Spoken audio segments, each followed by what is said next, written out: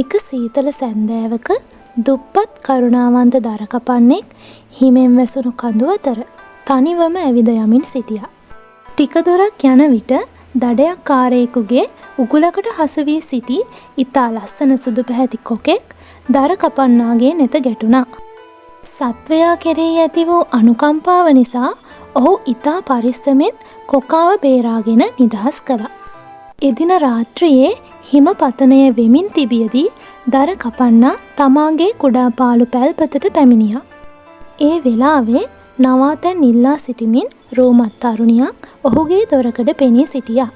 කරුණාවන්ත දරකපන්නා එම තරුණියව තමාගේ නිවස තුළට ඉතා සතුටින් පිළිගත්තා.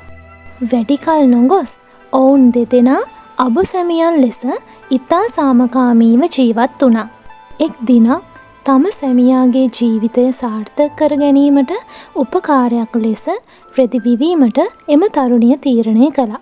නමුත් ඇය රෙදි වියන අතරතුර කිසිම වෙලාවක කාමරය දෙස නොබලන ලෙස ඔහුට දැඩි ලෙස අවවාද කළා. දින කිහිපයකට පසු කුතුහලය දරාගත නොහැකි වූ දරකපන්නා රහසින් කාමරය දෙස එබී බැලුවා. කාමරය තුල සුදු පැහැති කොකෙක් තමාගේම පිහාට යොදා ගනිමින් රෙදි වියන ආකාරය ඔහු දැක පුදුමයට පත් වුණා. එම තරුණිය වෙන කවුරුවත් නෙවේ.